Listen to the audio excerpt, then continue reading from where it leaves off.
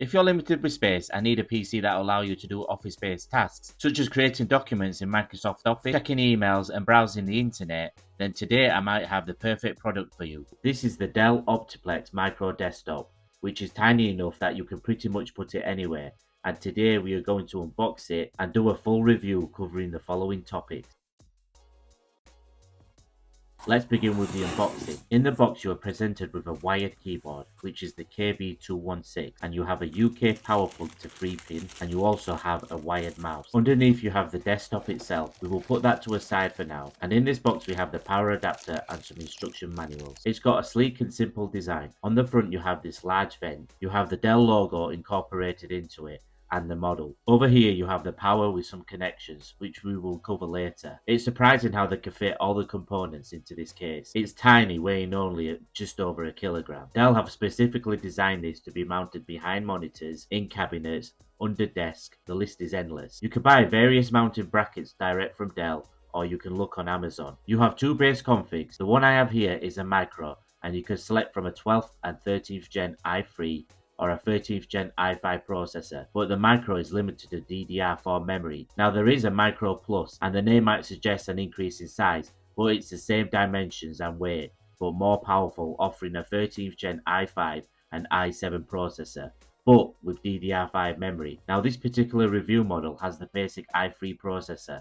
It has 12 megabytes of cache, 4 cores, 8 threads, and runs between 2.5 GHz to 4.2 GHz on turbo. This is more than enough for office-based tasks. Both base options offers from 8 GB to 16 GB of memory, and both offer between a 256 and 512 GB NVMe. Personally, I would get the 16 GB option if you plan to do heavier tasks or have at least 2 screens connected to it. Both the Micro and the Micro Plus have the Wi-Fi 6E AX211 and Bluetooth built in. Moving on to the connections, on the front you have two USB 3.2 Gen 1 ports and a 3.5mm audio port. On the back you have an RJ45 Ethernet port and an optional video port. On the Micro Plus, this is normally a display port giving you up to 3 screens. You have a USB 2.0 port, a USB 2.0 port with smart power on, and you have two USB 3.2 Gen 1 ports, a DisplayPort 1.4, a HDMI 1.4 port with a max resolution of 1920 by 1200, and finally the power adapter port. Now let's have a look at its gaming capability.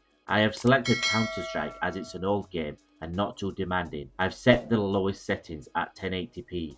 We are getting 30 to 40 frames per second. It's not great, I just think the CPU here is struggling with 4 cores. If it's a 6 core with i5 it will give better results, but ultimately the GPU or lock of it is holding us back here. Now I did test other game titles, but the experience wasn't great, so they didn't make this video. Overall, if you are buying this PC with the intention of gaming, you will be disappointed. It does have a built-in speaker, although it's not the greatest, at least it's been included. Opening up the unit is very simple. Just unscrew this thumb screw here and the whole front and top of the case pulls away. Here you have the wireless card and here is the NVMe. Now you have the screw hole here, so you can upgrade this with a full-size NVMe. Over to the side you have the cooling system. Let's try taking this off. Underneath this, towards the front, you have the memory, and yes, there is a slot available here, so you can add more memory yourself. Above that you have the heatsink and the cooling system for your CPU. Here are some benchmark results, and as you can expect with that entry-level CPU and the built-in Intel UHD graphics, the scores are not high, but for most people this CPU will be able to handle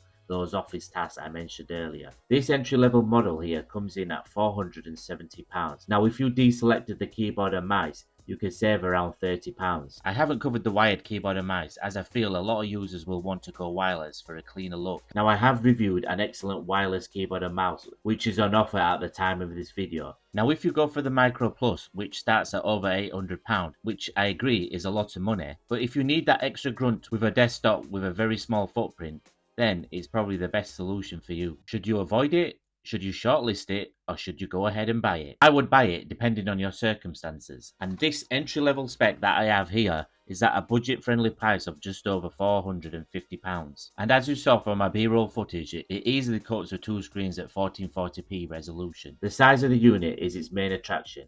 It's difficult to comprehend how they can package this all in something as small as this, but they managed to do it. If you're limited with space, it's the perfect option. This PC isn't only for business users. The regular person can buy it. It's perfect for children's schoolwork and can act as an all-in-one PC. You are not limited to the 12 to 17-inch display of a laptop. I've used a micro form factor in business and found them quick enough to deal with most tasks. They are very reliable. In fact, I've never come across any that have broken down. I hope you enjoyed the video. If you did, please give it a like. I hope I've answered any question that you may have had. If I haven't, then please drop a comment below. And for more tech reviews, please consider subscribing. Thank you.